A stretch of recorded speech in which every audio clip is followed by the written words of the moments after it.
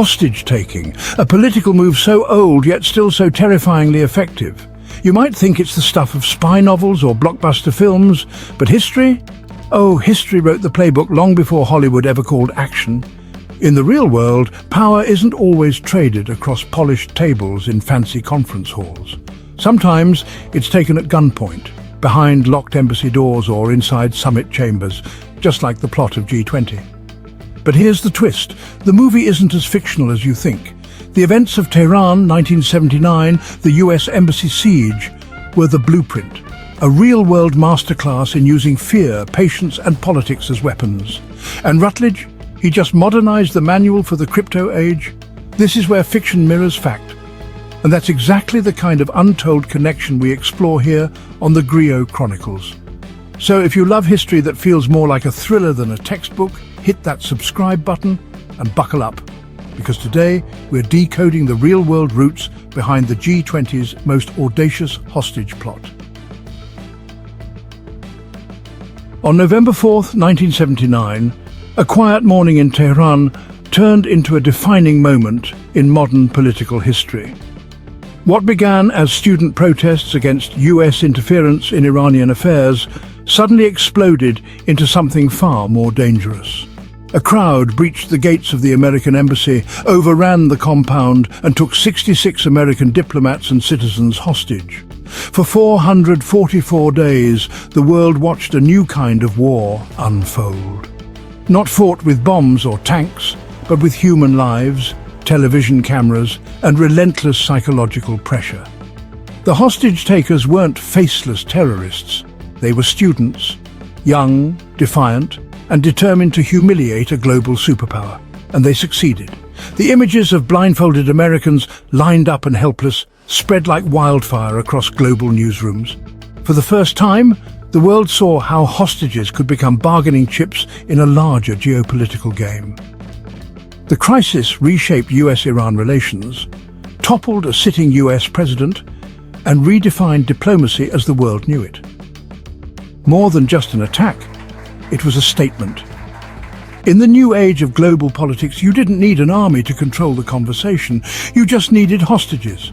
This was the moment that planted the seed, a moment that would inspire both real-world imitators and fictional villains alike, all understanding one simple truth. Control the hostages, and you control the narrative. If the Iran hostage crisis taught the world anything, it was this. Power didn't always rest with the people at the table. Sometimes it belonged to those banging on the doors from the outside. Throughout the 1980s, a new pattern began to emerge. Every time world leaders gathered for high-stakes summits, the G7, NATO, World Economic Forum, the streets outside would erupt. Protesters, activists, radicals all saw these meetings not as symbols of peace, but as opportunities for disruption.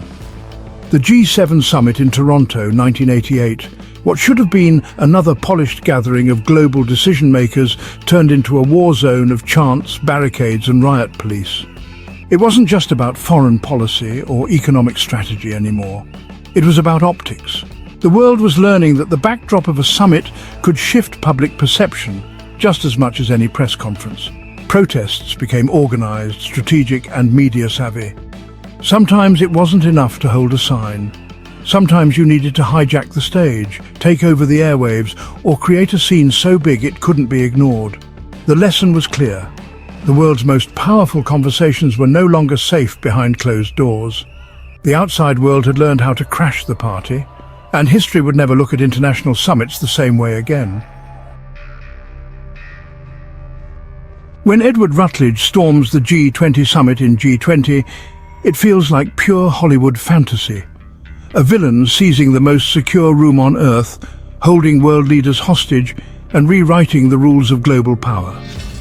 But peel back the cinematic flair and you'll find a plot deeply rooted in real-world history.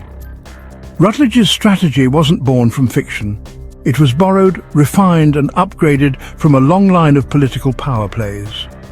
Like the students in Tehran, Rutledge understood that capturing high-value targets isn't just about leverage, it's about time, attention and global headlines.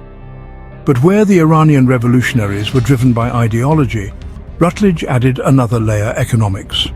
In the film, his real weapon isn't the rifles, it's the threat to global financial systems. With world leaders at his mercy, markets trembling and cryptocurrency networks under siege, Rutledge shows that in modern warfare, digital disruption can be as paralyzing as physical force. His playbook reads like a remix of history: hostage diplomacy from 1979, protest disruption tactics from the summit crisis of the 80s, and the financial blackmail techniques of the 21st century. He doesn't just trap his enemies in a room, he traps the world in a high-stakes waiting game where every second of inaction drives the global economy closer to collapse. Fiction? Sure, but the blueprint, that's pure time-tested reality. Throughout history, hostage-taking was a simple equation: people for power. Whether it was medieval kings, Cold War spies, or embassy diplomats, the rules were clear. Take a valuable target, demand political change, and wait for the world to blink first. But over time, the game evolved. Hostages stopped being just people. They became symbols, bargaining chips not just for political victories, but for economic control. By the late 20th century, the stakes had shifted. In conflicts from the Middle East to Eastern Europe, hostages weren't simply used to exchange prisoners or shift borders. They were used to shake markets, stall international deals, and test the strength of alliances. And in the 21st century, the definition of a hostage stretched even further. Sometimes the hostage was a physical person, other times it was an entire economy. Frozen assets, locked-out trading systems, hijacked networks. In G20, Rutledge's plot is the perfect illustration of this evolution. He didn't just capture world leaders, he held the entire global economy hostage. As the clock ticked and decisions stalled, the world outside unraveled. Stock markets crashed, currencies tanked, digital assets fluctuated wildly. The human lives inside the summit were only the opening move. The real prize was control of the financial system. This is modern hostage diplomacy. Fear and delay as weapons, with the world economy itself as the true victim. Thank you for watching and hope you found this video refreshing. If you did, buying me a cup of coffee wouldn't be bad. The link is in the description. Oh, by the way, don't forget to subscribe, like, comment and share.